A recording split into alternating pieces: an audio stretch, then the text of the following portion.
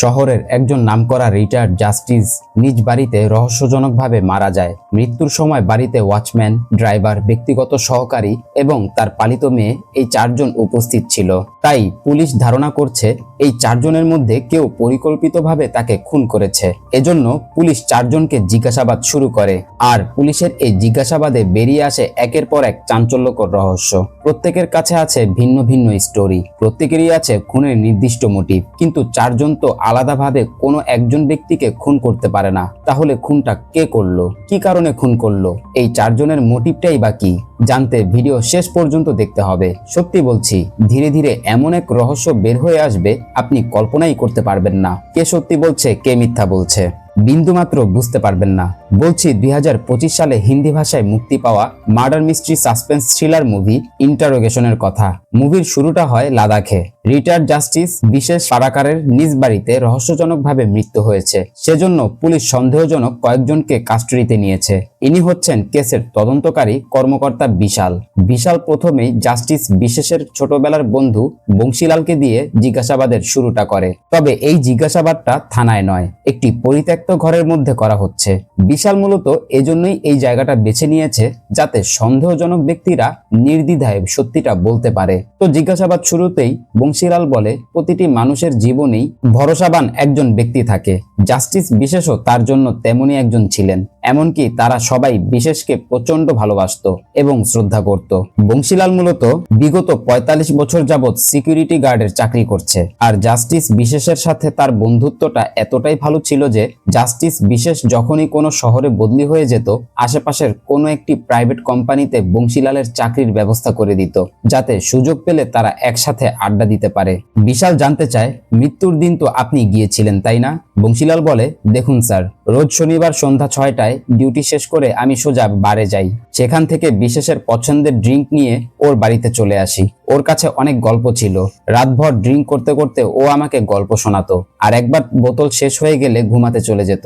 আমিও নিজের বাড়িতে ফিরে আসতাম। কিন্তু বিশালের কথা, খুন তো মঙ্গলবার হয়েছে।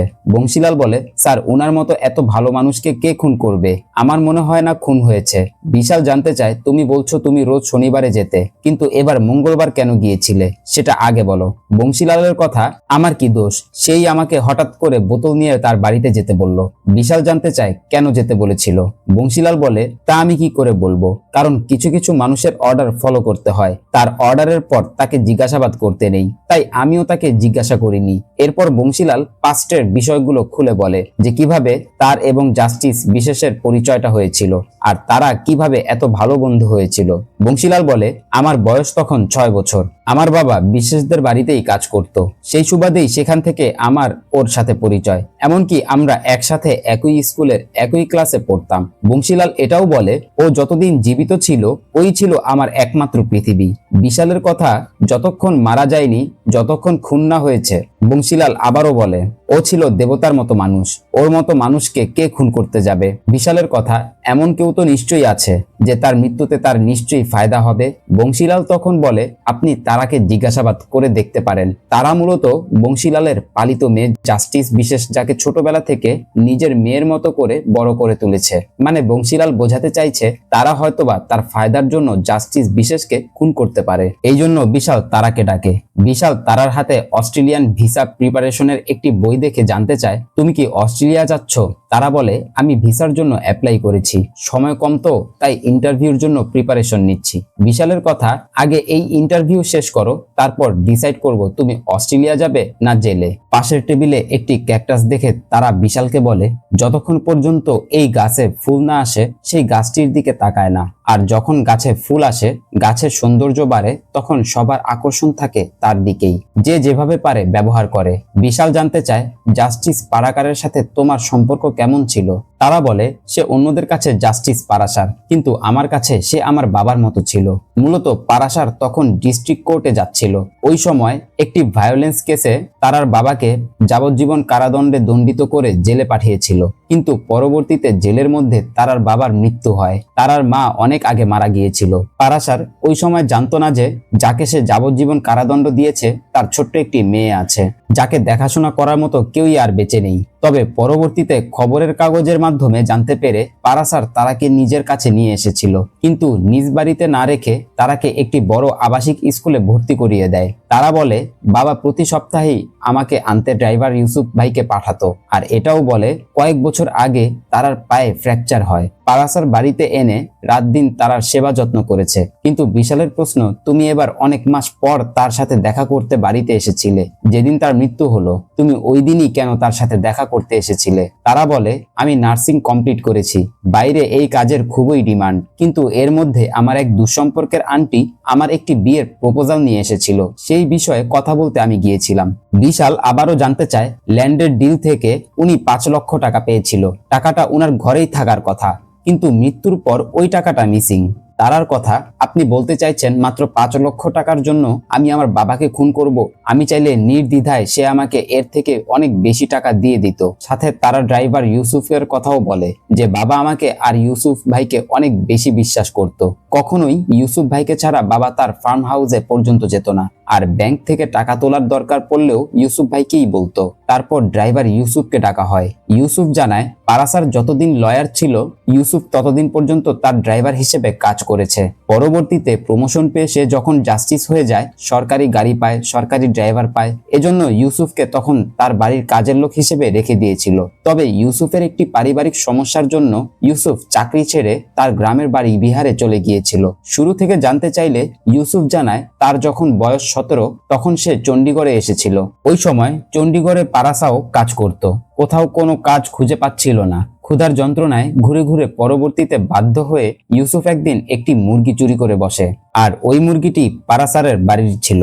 পুলিশ তখন ইউসুফকে ধরে পারাসারকে খবর দেয়, আর পারাসার ইউসুফের সবকিছু জানার পর ইউসুফকে জেলে না দিয়ে নিজের বাড়িতে নিয়ে যায়, এমনকি ড্রাইভিং এর ট্রেনিং দিয়ে নিজের ড্রাইভার হিসেবে রেখে দেয়। বিশাল জানতে চায়, তুমি বললে তোমার ওয়াইফের কথায় তুমি চাকরি ছেড়ে চলে গিয়েছিলে, কিন্তু ওই দিন ওই বাড়িতে কেন আবার ফিরে এসেছিলে? ইউসুফ তখন বলে স্যারের ক্লার্ক রাজন আমাকে কল করে বলল স্যারের আবার একজন ড্রাইভার দরকার, এমনকি ডাবল বেতন দিতে চেয়েছিল, এই জন্য আমি এসেছিলাম। বিশাল জানতে চায় ডাবল বেতন কেন? নারখান্দার ওই ফার্ম হাউসে যেতে? ফার্ম হাউসের কথা শুনে ইউসুফ বলে ওঠে, নিশ্চয়ই তারা আপনাকে এসব বলেছে। ওই ডাইনিটা কখনোই চাইবে না আপনি সত্যিটা জেনে যান। ও আপনাকে মিসলিড করার চেষ্টা করবে। ও কখনোই চাইবে না ওর কুকীর্তির কথা কেউ জানুক। ইউসুফ জানায় তারার অনেকের সাথে অবৈধ মেলামেশা ছিল, এমনকি একবার তো স্কুলের এক স্টাফের সাথে পালিয়ে দিল্লিতে চলে গিয়েছিল। ওই সময় পারাসার জানতে পেরে পারাসারের কথায় ইউসুফ নিজে দিল্লি গিয়ে ওখান থেকে তারাকে নিয়ে এসেছিল। কিন্তু বিশাল ভাবছে ইউসুফ হয়তো তারার কথা বলে কেসটা অন্যদিকে ঘোরানোর চেষ্টা করছে। তাই বিশাল নারখান্দার ওই ফার্ম হাউসের বিষয়ে জানতে চায়। বিশালের কথা, তারা বলল সে শুধু তোমাকে নিয়ে সেখানে যেত, সেখানে এমন সিক্রেট কি ছিল যে জন্য তোমাকে ডাবল পেমেন্ট দিয়ে অফার করলো, আর তোমাকেই কেন ডাকলো? এজন্য তো আরো অনেক লোক ছিল। ইউসুফ তখন বলে ওখানে জমি জমা নিয়ে অনেক সমস্যা চলছিল, তাই উনি আমাকে সেখানে ফার্ম হাউসের দায়িত্ব দিয়েছিল, পাশাপাশি নিজের ড্রাইভারের কাজও দিয়েছিল, এজন্য পেমেন্টটা ডাবল দিত। আর রিটায়ারমেন্টের পর থেকেই পারাসার নারখানার গার্ডেনের প্রতি খুব ইন্টারেস্টেড হয়ে গিয়েছিল, কিন্তু ওই গ্রামবাসী জমি জমা নিয়ে ঝামেলা করছিল। আমি তাকে বলেছিলাম কিছু টাকা দিন, ওদের মুখে মেরে সব সমাধান করে দেই। বিশাল তখন জানতে চায়, তুমি তাহলে ল্যান্ডের ডিলের ওই 5 লাখ টাকা নিয়ে গিয়েছিলে, তাই তো? ইউসুফ বলে, না স্যার, এমনটা না। আমি যখন ওখানে গিয়েছিলাম রাজনও তো সেখানে ছিল, আপনি রাজনের কাছে জিজ্ঞেস করুন। এজন্য রাজনকে ডাকা হয়। রাজন মূলত পারাসারের ক্লার্কের কাজ করত। একটি সড়ক দুর্ঘটনায় পায়ের এই অবস্থা হয়েছে। প্রথমেই বিশাল রাজনের কাছে জানতে চায় পারাসারের সাথে তার পরিচয়টা কিভাবে হয়েছিল। রাজন বলে, আমি তখন 10th গ্রেডে রেজাল্ট খারাপ করায় বাবার গ্যারেজে কাজ শুরু করি। পারাসার স্যার ওই সময় মাঝে মধ্যেই তার স্কুটার সারাতে এখানে আসতো, আমিও কম খরচে কাজ করে দিতাম, মাঝে মাঝে 50-100 টাকা কম রাখতাম। তাই আমার কাজে উনি খুশি হয়ে পরবর্তীতে আমাকে উনার অফিসে কাজ দিয়েছিল। রাজনের থেকে আরো জানা যায় পারাসার ওয়াইফের নাম ছিল গায়ত্রী। গায়ত্রী খুবই ভালো মানুষ ছিল। ওই সময় গায়ত্রীর বাবা ছিল শহরের একজন ধনী ব্যক্তি। সেই হিসেবে গায়ত্রীকে বিয়ে করাটা পারাসারের জন্য সৌভাগ্যের বিষয় ছিল। এমনকি অনেকে বলে যে গায়ত্রীকে বিয়ের পর পারাসার ভাগ্য খুলেছিল। বিশাল রাজনের কাছে বংশীলালের বিষয় জানতে চায় যে সে মানুষটা কেমন। রাজন বলে, এমনিতে তো ভালোই, তবে সময় সময় তার দরিদ্রতার কথা বলে চতুরতার সাথে নিজের ফায়দা লুটে নিত। রাজনের থেকে কথা বের করতে বিশাল একটু চালাকি করে বলে, ও তো বলল আপনি পারাসার পারাসারের সাথে বহু বছর যাবৎ কাজ করেছিলেন, হঠাৎ করে আপনাকে কাজ থেকে বের করে দিয়েছিল। এটা শুনে রাজন বলে, ওই বংশীলাল তো ইউসুফের সাথে গাড়ির পার্টস চুরি করে বিক্রি করত, ও একটা ফ্রড। বিশাল বলে, আমিও তো শুনলাম আপনি ওনার অনেক টাকা আত্মসাৎ করে পালিয়েছেন। রাজন বলে, স্যার উনি আমার মতো একজন 10th গ্রেডের ফেল স্টুডেন্টকে উনার ওখানে চাকরি দিয়েছিল। এমনকি গায়ত্রী ম্যাডামের গ্রামের তার পরিচিত সুমনা নামের একটি মেয়ের সাথে আমার বিয়েও দিয়েছিল। এমন মানুষকে আমি কিভাবে ধোকা দেই? রাজনের কথার মধ্যে বারবার তার ডান হাত কাঁপছিল। বিশাল জানতে চাইলে রাজন বলে, সুমন মারা যাওয়ার পর থেকে ড্রিঙ্ক করার নেশা হয়ে গেছে, তাই মাঝে মাঝে এমনটা হয়। বিশাল রাজনকে কনফিউজ করার জন্য বলে, 5 লাখ টাকার জন্য তুমি খুন করেছো? কারণ ঘরের মধ্যে কোনো কিছুর ভাঙচুর নেই, বাইরে থেকে কারো প্রবেশ করার কোনো আলামতও নেই, সব এভিডেন্সই তোমার দিকে যাচ্ছে। ইউসুফও বলছে তুমি সেখানে ছিলে। রাজনের কথা, এত কম টাকার জন্য কেউ উনাকে খুন করবে কেন? সে যখন যাচ্ছিল অনেক অপরাধীকে সে বিভিন্ন সাজা শুনিয়েছে, তাদের মধ্যে কেউ হয়তো বদলা নিতে পারে। আমি নির্দোষ মানুষ, আমি কিছুই করিনি। তো এর ভিতর দিয়ে সন্দেহভাজন 4 জনের প্রাথমিক ধাপের জিজ্ঞাসাবাদ শেষ হয়। এরপর শুরু হয় দ্বিতীয় ধাপ। বিশাল প্রথমেই বংশীলালকে দূরের একটি কবরস্থানে নিয়ে যায় এবং আবারও জানতে চায়, তুমি প্রত্যেক শনিবার ওনার সাথে ড্রিঙ্ক করতে যেতে, এবার মঙ্গলবারে কেন গিয়েছিলে? বংশীলাল বলে, আমি তো স্বেচ্ছায় যাইনি, আমি আগেও বলেছি। আমার ফোনে স্যারের মিস কল দেখে আমি স্যারকে কল করলে স্যার আমাকে বলল যে ড্রিঙ্ক নিয়ে তার বাড়িতে যেতে, এজন্য আমি গিয়েছিলাম। বিশাল বলে, মিথ্যা কথা বলো না, কারণ তোমার ফোনের আউটগোয়িং তার একদিন আগ থেকেই বন্ধ ছিল, তাহলে তুমি কল করলে কিভাবে? বিশাল বলে, তুমি আর পারাসার একই স্কুলে পড়াশোনা করেছো, পারাসার একজন জাজ হয়েছে আর তুমি একজন সিকিউরিটি গার্ডে রয়ে গিয়েছিলে। নিজের ফোনে 100 টাকা রিচার্জ করার জন্য তোমার পারাসারের কাছে হাত পাততে হতো, সেই আগে হয়তোবা তুমি তাকে খুন করতে পারো। আর এটা শোনার পরই বংশীলালের আসল চেহারা সামনে আসে।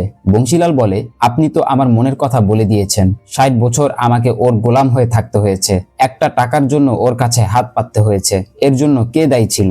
ওই পারাসার। বংশীলাল আরো বলে, তার যখন মাত্র 7 বছর বয়স, একজন কাজের লোকের ছেলে হয়ে মালিকের ছেলের নাম ধরে ডাকার জন্য পারাসার তার বাবাকে বলে বংশীলালকে অনেক মার খাওয়াতো, কারণ পারাসার বাবা ছিল পারাসার থেকে বড় জালিম, খুব অহংকারী। ওই সময় থেকে আজ পর্যন্ত আমাকে তারা তাদের গোলামের মতো করে ট্রিট করেছে। ক্ষুধার যন্ত্রণায় ওরা কুকুরের মতো করে আমাকে খাবার ছিটিয়ে দিত। তারপরও এই সবকিছু সহ্য করে ক্লাসে বংশীলাল পারাসারের সাথে বেশি মার পেত, কিন্তু পারাসারের এটা কখনোই পছন্দ ছিল না যে ওদের বাড়ির কাজের লোক ওর থেকে বেশি মার্ক পাবে। তাই 10 গ্রেডের পরীক্ষার সময় বংশীলালের বিরুদ্ধে নকল করার অভিযোগ তুলে বংশীলালকে স্কুল থেকে বের করে দিয়েছিল। সেজন্য বংশীলাল কখনোই আর পড়াশোনা কন্টিনিউ করতে পারেনি। বিশালের কথা যে তোমার সাথে এত কিছু করেছিল, তাকে ছেড়ে কেন যাওনি? তারপরও কেন তার সাথেই ছিলে? বংশীলাল বলে, ছেড়ে দেওয়া মানে ক্ষমা করে দেয়া, কিন্তু আমি কখনোই ওকে ক্ষমা করতে পারিনি, এজন্য আমি ওর সাথেই থেকেছি।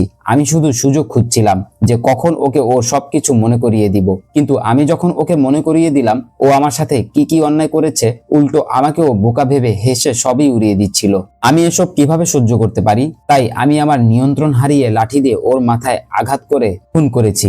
বিশাল জানতে চায়, তুমি একাই খুন করেছো? খুনটা তুমি কখন করেছিলে? আর তারা ওই সময় কোথায় ছিল?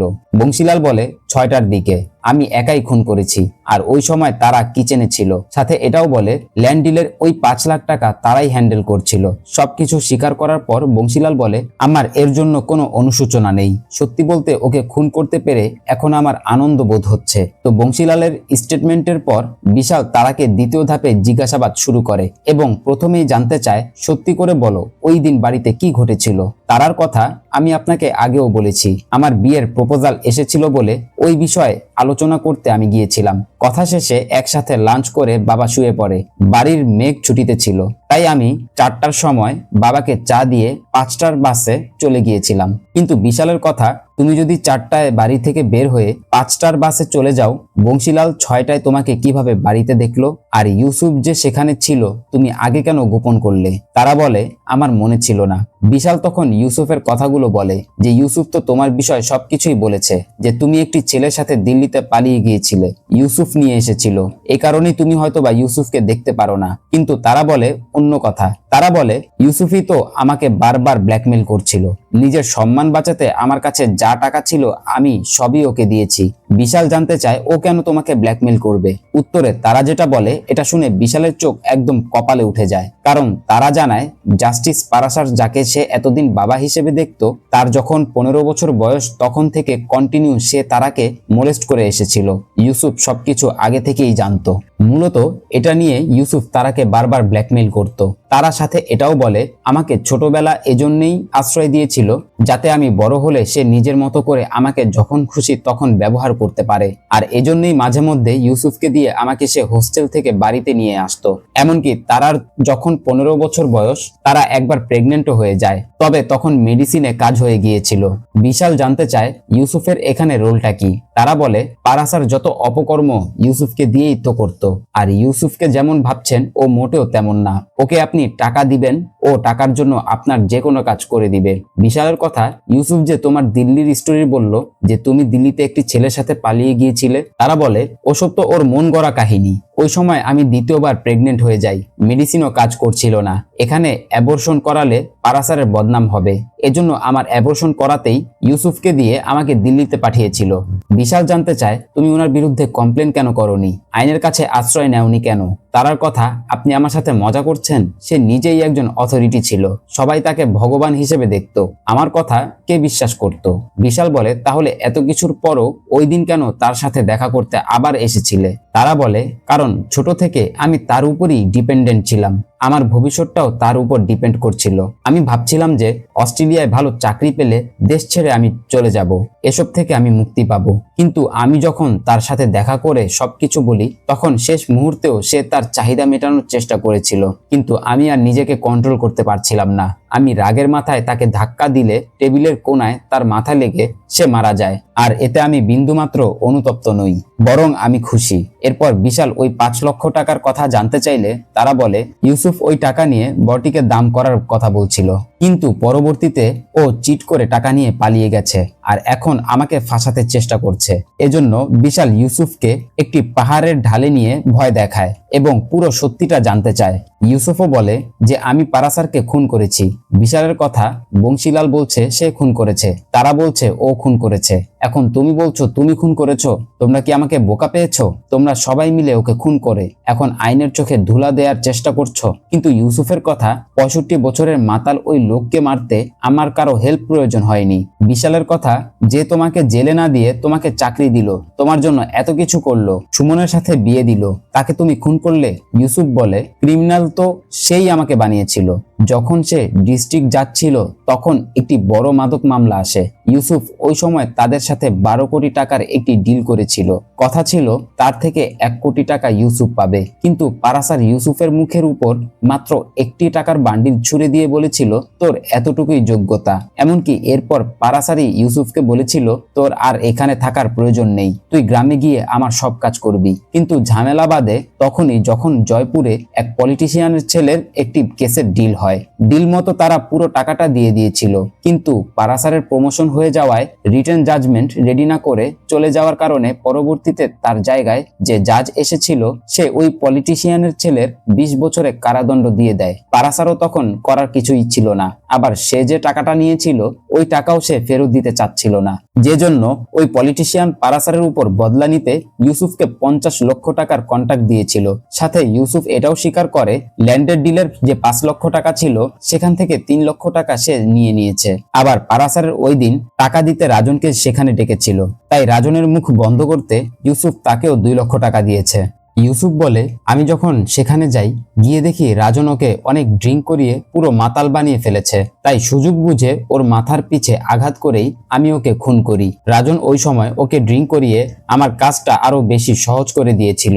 এরপর বিশাল রাজনকে আবারও জিজ্ঞাসাবাদ শুরু করে, আর এবার রাজন জানায় আগে সে এমন ছিল না, সুমনকে বিয়ে করার পর ভালো ছিল, কিন্তু হঠাৎ একদিন এক নেশারুর গাড়ির চাপায় সুমনের মৃত্যু হয়। সাথে রাজন নালিনী নামে একটি মেয়ের কথা বলে। নালিনীও পারাসারের বাড়িতে কাজ করত। মূলত নালিনী পারাসার থেকে এক সময় অনেক টাকা ঋণ নিয়েছিল, কিন্তু পরবর্তীতে ঋণের টাকা শোধ করতে না পারায় নালিনীকে পারাসারের বাড়িতে কাজ করতে হতো, সাথে পারাসারের শয্যাশয়ী হতে হতো। ওই সময় রাজন চোখের সামনে সবকিছুই দেখছিল, কিন্তু কিছু বলতে পারতো না। তবে ধীরে ধীরে রাজন আর নালিনী একে অন্যের সংস্পর্শে আসতে শুরু করে, যে জন্য রাজন একসময় সাহস করে পারাশারকে বলে দেয় নালিনীকে সে বিয়ে করতে চায়। কিন্তু পারাশার এটা কখনোই সহ্য করতে পারেনি। এরপর থেকে পারাশার নালিনীকে আরো বেশি সেক্সুয়ালি অ্যাবিউজ করতে শুরু করে, যে জন্য বাধা হয়ে নালিনী একসময় কাজে আসা বন্ধ করে দেয়। রাজন তখন নালিনীর সাথে দেখা করতে গেলে নালিনী রাজনকে জানায় যে পারাশারের তাদের বিয়েতে কোনো সমস্যা নেই, তবে পারাশার শর্ত দিয়েছে বিয়ের পরও নালিনীকে পারাশারের সাথে আগের মতো থাকতে হবে। রাজনের কথা শুধু এই কথাটাই নয়, পারাশার নালিনীকে এমন কিছু বলেছিল যেটা আমার পক্ষে সহ্য করা সম্ভব ছিল না। মানে পারাশার নালিনীকে বলেছিল রাজনের মৃত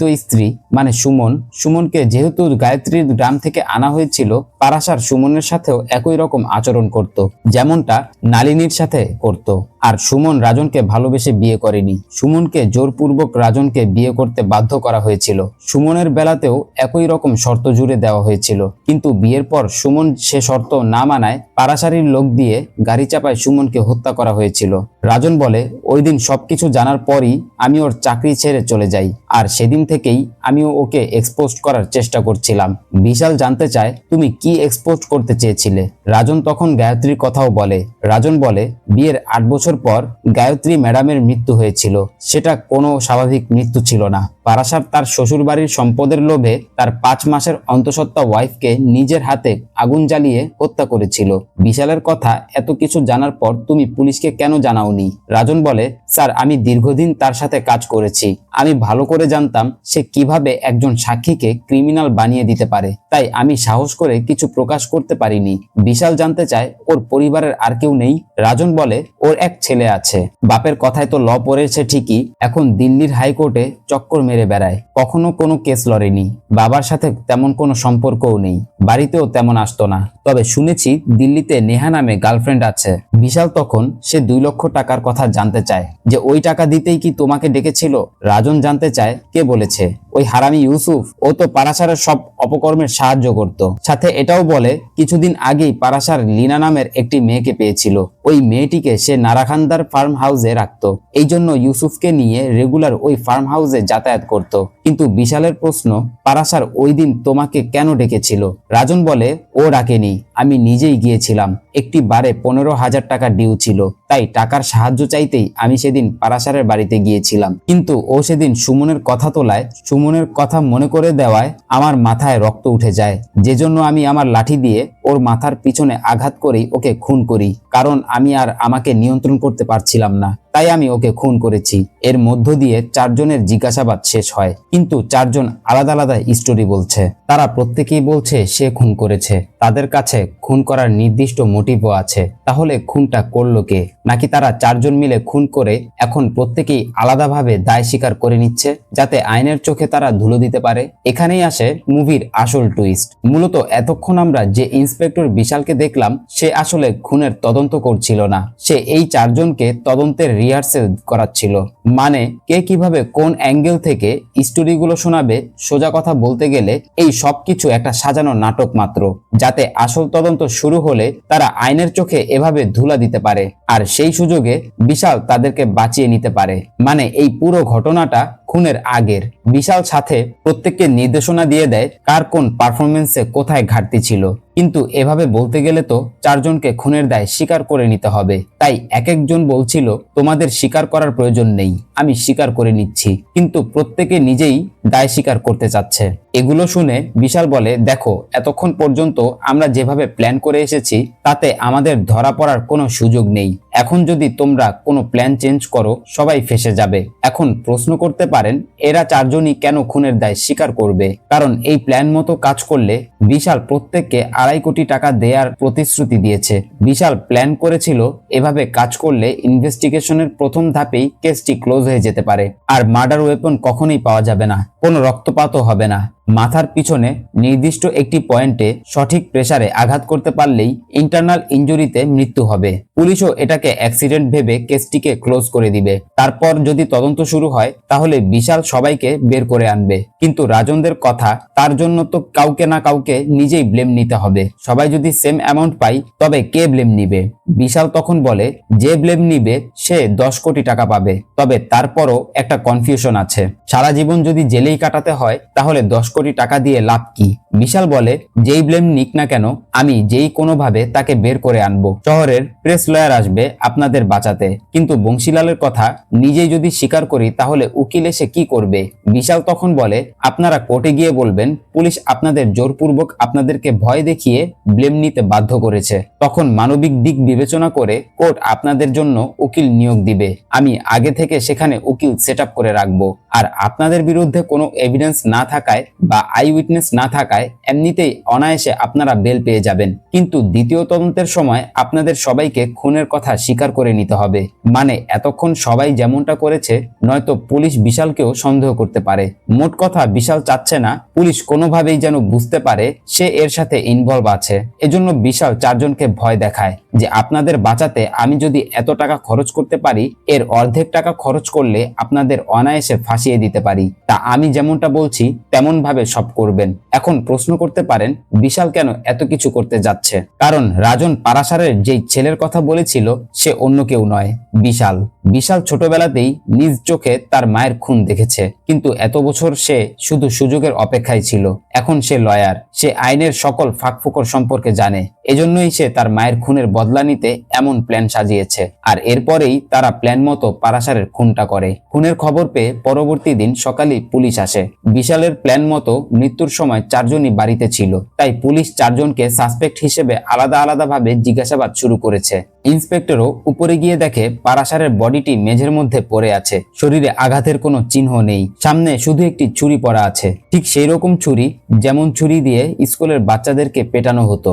আশেপাশে কোনো মার্ডার ওয়েপন নেই। পুলিশও প্রাথমিকভাবে ধারণা করছে ইন্টারনাল ইনজুরির কারণে হয়তোবা মৃত্যু হতে পারে, কিন্তু ইন্সপেক্টরের কেন যেন একটু সন্দেহ হচ্ছে। তাই ইন্সপেক্টর বিশালের সাথে দেখা করে জানতে চায়, আপনার কি কাউকে সন্দেহ হয়? বিশাল বলে, না, আমার কাউকে সন্দেহ হয় না। ইন্সপেক্টর তখন ওই চারজনের কথা বলে যে আমাদেরও চারজনের প্রতি সন্দেহ হচ্ছে। বিশালের কথা, এই চারজন ব্যক্তি বাবাকে অনেক বেশি শ্রদ্ধা করত, ভালোবাসতো। এরা তো ওনার জন্য জীবন দিতে পারত। আমার এদের প্রতি কোনো সন্দেহ নেই, এরা কখনোই বাবার সাথে কিছু করতে পারে না। তবে তারপরে ইন্সপেক্টর একটা সন্দেহ ঠিকই হচ্ছে, আর এই সন্দেহের কারণটা হচ্ছে আজ সকালবেলা কেউ একজন ভয়েস চেঞ্জার অ্যাপ ব্যবহার করেই পুলিশকে কল করে পারাশারের মৃত্যুর খবরটি দিয়েছিল। ইন্সপেক্টরের কথা, এই খবরটি তোমাদের চারজনের ভিতর থেকে কে দিয়েছে? বিশাল জানতে চায় কোন নম্বর থেকে কল করেছিল। ইন্সপেক্টর বলে, ইন্টারনেট নম্বর, আমরা ট্রেস করার চেষ্টা করছি, কিন্তু যতদূর মনে হচ্ছে নম্বরটি ট্রেস করা সম্ভব হবে না। আবার ভয়েস চেঞ্জ করেও কথা বলেছে, তাই এক্স্যাক্টলি কে বলেছে সেটাও বোঝা মুশকিল। তাই ইন্সপেক্টর বংশীলালকে একটু আলাদাভাবে নিয়ে বংশীলালকে বলে যে আমি জানি তোমরা চারজন মিলে কাজটি করেছো, এখন তুমি আমাকে সত্যিটা বলো, তোমাকে আমি বাঁচানোর ব্যবস্থা করব। কিন্তু বংশীলালদের তো আগে থেকেই বিশাল সব ট্রেনিং দিয়ে রেখেছে, তাই বংশীলাল তার নাটক শুরু করে, ঠিক যেমনটা প্রথম পর্যায়ের ইনভেস্টিগেশনের সময় করার কথা ছিল। কিন্তু আসলে গতকাল বাড়িতে কি হয়েছে, খুনটি কিভাবে হলো, মার্ডার ওয়েপেনটাই কোথায় গেল? মূলত বিশাল একটি কোকাকোলার বোতলের মধ্যে ছিদ্র করে ওই ছিদ্র দিয়ে ছড়িটি ঢুকিয়ে পুরো বোতল পানি ভর্তি করে ডিপ ফ্রিজে রেখে পানিটাকে বরফে পরিণত করেছে।